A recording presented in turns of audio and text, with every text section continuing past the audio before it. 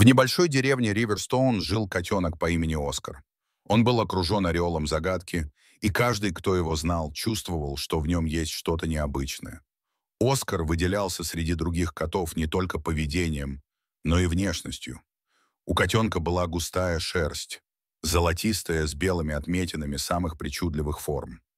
Но больше всего поражали его глаза. Один янтарно-карий, а другой небесно-голубой. Этот редкий дар придавал его взгляду завораживающий, почти гипнотический эффект, словно в них скрывалась древняя мудрость. Оскар жил в старом каменном доме на окраине деревни. Дом принадлежал семье Моррис. Их усадьба стояла на границе между деревней и дикой природой. Впереди узкие улочки с домиками и садами, а позади раскидистые поля и темная роща. Сад семьи Моррис был настоящим райским уголком. Здесь цвели яблони, вишни, росли ягодные кусты, щебетали птицы. За садом начиналась густая роща, таинственная и слегка пугающая. Семья Моррис обожала Оскара. Он был не таким, как другие котята. Когда он радовался, из его пасти вырывался мелодичный звук, похожий на тихий свист, а когда был доволен, из груди шел низкий рокот, напоминающий отдаленный гром. Поведение Оскара тоже удивляло. Он легко понимал команды, словно был не просто котом, а настоящим защитником. Каждое утро Оскар сопровождал детей Моррисов до калитки, когда они шли в школу. Он шагал рядом, внимательно глядя по сторонам, словно телохранитель. Вечером встречал их у ворот, сидя гордо и величественно. Соседи дивились. Котенок вел себя как мудрый сторож. В саду водилось множество мелких животных: мыши, кроты, даже редкие полевки.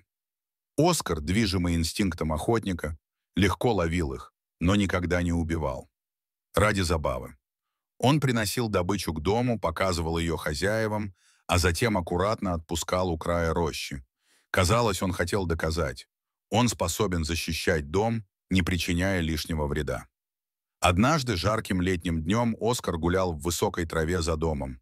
Его чуткие уши уловили шипение. Заинтригованный, он раздвинул траву лапой. Перед ним оказалась крошечная змейка, тонкая, как карандаш, с чешуей, переливавшейся на солнце. Маленькие глаза с испугом смотрели на огромного по сравнению с ней котенка. Оскар мог бы легко ее убить, но поступил иначе. С предельной осторожностью он взял змейку в пасть и отнес в заросли малины на краю сада.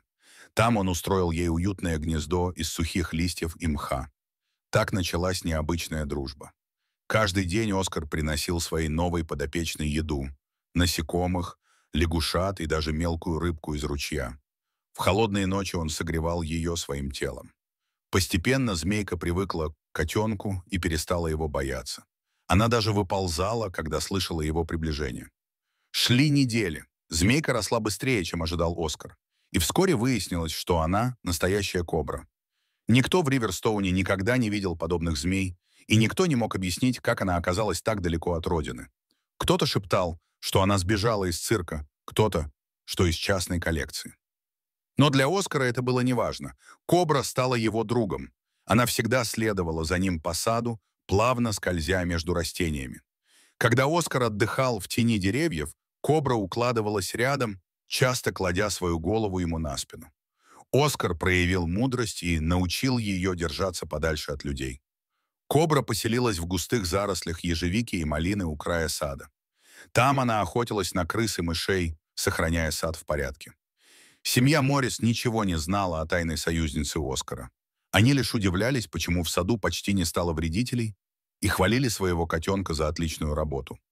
Годы шли, Оскар взрослел, а потом начал стареть. Его шаги стали медленнее, глаза потускнели. Но кобра всегда была рядом. Теперь уже она заботилась о нем, приносила мелких животных и оставляла у крыльца. Моррисы думали, что это заслуга старого кота, и удивлялись его ловкости. Однажды в соседний дом въехала новая семья. У них был огромный злой пес по кличке Рекс. Он был задиралый, часто нападал на соседских кошек и собак. В один жаркий день хозяева Рекса забыли закрыть калитку, и пес забрел в сад Моррисов.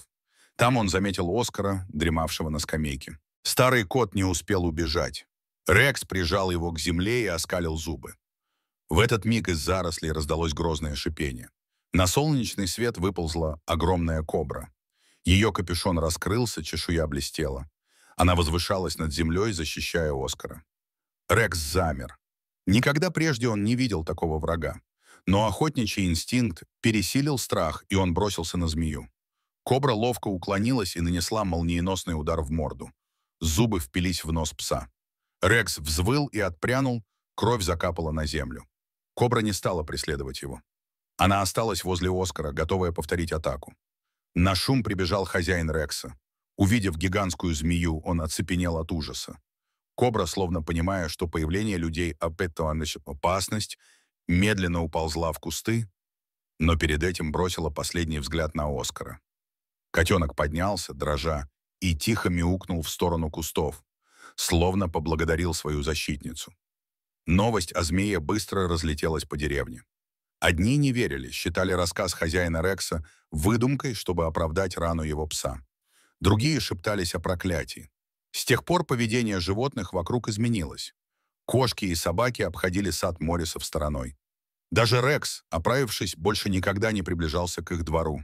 Стоило ему увидеть Оскара на заборе, как он поджимал хвост и скулил. Годы шли. Оскар постарел, его шерсть поседела, движения стали медленными.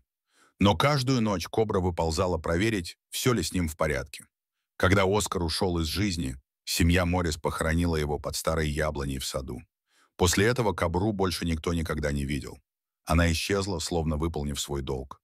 Так в Риверстоуне появилась легенда о дружбе котенка и кобры, о том, что настоящая преданность и любовь способны преодолеть все преграды, даже различия между такими разными существами.